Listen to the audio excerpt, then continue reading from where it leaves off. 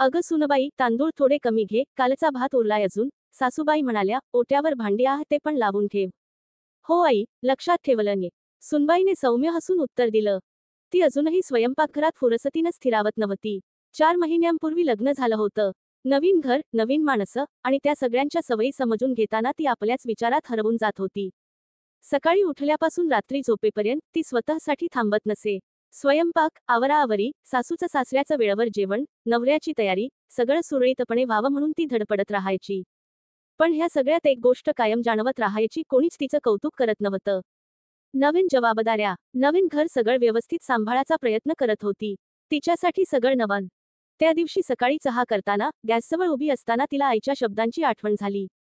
मुली, घरच्यांचं कौतुक शोधायचं नसतं. स्वतःचं समाधान महत्वाचं. ती हसली, पण मनात काहीतरी चुटपुटत राहिलं. तितक्यात सासूबाई मागून आल्या आणि म्हणाल्या, सुनबाई, कालची आमटी अगदी छान झाली होती. मी म्हटलं, सांगावं जरा. सुनबाईचे डोळे क्षणभर विस्फारले. म्हणजे खरंच? हो ग, हलकीशी तिखट पण मस्त, अगदी माझ्या आईसारखी चव होती. तुझ्या हाताला चवा. तुझी आई सुगरणच आहे ना? ती काही बोलली नाही, फक्त गालातलं हसू लपवत राहिली. पहिल्यांदा, एवढ्या दिवसांत पहिल्यांदा कुणीतरी तिच्या केलेल्या गोष्टीचं कौतुक केलं होतं. त्या एका वाक्यानं तिला काहीतरी शिकवलं. माझं काम कोणीच ओळखत नाही, ही तक्रार एका क्षणात विरून गेली. कारण, आज ज्या एका छोट्याशा वाक्यानं तिचा दिवस सुंदर झाला, तेच दुसऱ्यालाही द्यावं, हे तिला जाणवलं. त्या दिवशी दुपारी, सासूबाई घराच्या ओट्यावर माठातून पाणी भरत होत्या. त्यांच्या पाठ थोडी वाकली होती. सुनबाईने लगेच धावत येऊन त्या पाण्याचे घागर स्वतः उचलली. आई, किती सुंदर पद्धतीनं तुम्ही ओटा स्वच्छ करता. माझा तर दमछाक होतो, पण तुमचं हातपाय चाललेत बघा, हे खरंच कौतुकास्पद आहे. सासूबाई एक क्षण स्तब्ध झाल्या. मग त्या हसल्या. अगं, मी ते काय विशेष करते, इतकी वर्ष केलंय म्हणून सवय झालीये. सवय म्हणून केली तरी त्यात मेहनत आहे ना आई. मी दररोज पाहते तुम्हाला, तुम्ही थकत नाही, कुरकुर करत नाही. तुमचं बघून मला शिकावं वाटतं. सासूबाईंच्या चेहऱ्यावर लाजलेलं हसू आणि डोळ्यांत चमक स्पष्ट दिसली. त्या दिवशी संध्याकाळी त्यांनी स्वतःहून चहा करून सुनबाईसमोर ठेवला. घे ग, तुझ्यासाठी. आज तू मला माझंच काम वेगळ्या डोळ्यांनी दाखवलंस. कौतुकाचा हा खेळ दोघींमध्ये सुरू झाला. सुनबाईने एक दिवस शेजाराच्या मुलाला गणित शिकवणाऱ्या नवऱ्याकडे पाहिलं आणि म्हणाली, इतकं संयम ठेवून शिकवतोस तू, खरंच माझ्यासारखं घाईघाईनं ओरडून काही झालं नसतं.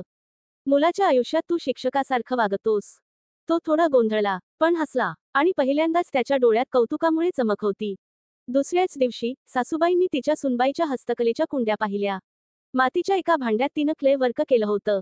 सासूबाईंनी भांडं हातात घेत म्हणाल्या, तुझ्या हातात जादू आहे ग. माझ्या आईसारखी नक्षी आहे ह्या रंगात. ते ऐकून सुनबाईचं मन फुलून आलं.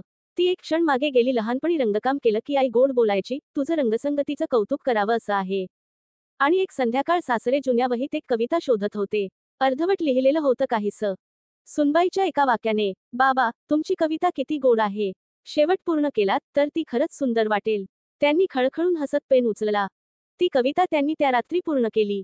हळूहळू घरात एक नवीन वळण आलं होतं. जिथं टीका नव्हे तर प्रोत्साहन ऐकू येत होतं.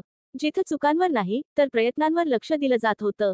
जिथं प्रत्येक वाक्यात मी सांगितलं होतं ऐवजी मस्त केलं असं ऐकायला यायचं. घरात एक नवीन वळण आलं होतं. घरातलं वातावरण जरा जास्त जिव्हाळ्याचं झालं होतं. एका संध्याकाळी दोघी गच्चीत बसल्या होत्या. सायंकाळी गुलाबी ऊन आणि गार वारा.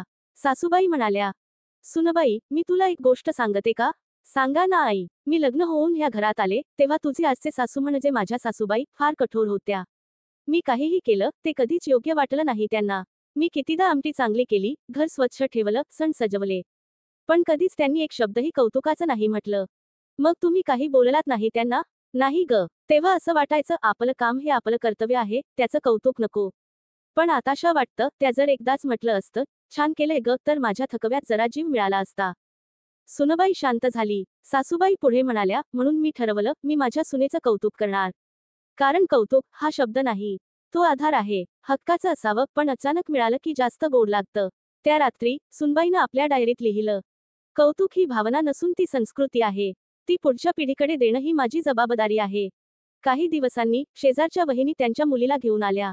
ताई, माझी गोजिरी कॉलेजात पहिल्यांदाच कविता लिहिलीये. ऐका ना. गोजिरी थोडीशी घाबरत होती, पण सुनबाई हसून म्हणाली, अगं बाई, कविता करायला धाडस लागतं. तू आधीच कौतुकास पात्र आहेस. मग गोजिरीने कविता वाचली, थोडी वळणदार, थोडीशी चाचपडलेली. सुनबाईने तिला जवळ घेतलं. अगदी मनापासून लिहिलंयस ग. शब्द थोडे अजून वळणावर येतील, पण तुझी भावना स्पष्ट पोचते. खरंच छान वाटली. गोजिरीचे डोळे चमकले. सासूबाई आतून हसत बाहेर आल्या. बघ, आता तुझं कौतुक दुसऱ्यांचं आयुष्य उजळवतंय. त्या घरात आता रोज काहीतरी छोटंसं कौतुक ऐकू यायचं. तू छान केलंस. अगदी बरोबर वेळेवर आलास. आजच्या जेवणात प्रेमाची चव होती. तू हसलीस, म्हणून दिवस उजळला. कौतुकाचं ते वातावरण. कुठलीच मोठी गोष्ट नव्हती, पण माणसं जरा जास्त सजग, प्रेमळ आणि एकमेकांमध्ये गुंतलेली वाटायची. कारण त्या घरात आता कौतुक ही नित्यनेमाची परंपरा झाली होती. कौतुक एक जादुई शब्द. कौतुक म्हणजे केवळ एखाद्याच्या कामावरची स्तुती नाही. कौतुक म्हणजे समजून घेतलेली नजर, ओळखलेली भावना आणि दिलेलं एक हलकसं थोपटणं. एक साधं "वा, छान केलं, तुझ्यामुळे जमलं" असं म्हणणंही कधी कधी एखाद्याच्या थकलेल्या जीवाला नवा श्वास देतं. ते शब्द नसतात, ते आश्वासक साक्षी असतात. म्हणून जमलं तर कौतुक करा. कौतुक करायला पैसे लागत नाही. फक्त 2 शब्द लागतात. ते 2च शब्द. जगणं बदलतं. माणूस फुलतो. कारण कौतुकाचा तो क्षण, तो कुणाच्या आयुष्यात वळण घालतो, हलकासा पण खोलवर उमटणारा क्षण असतो.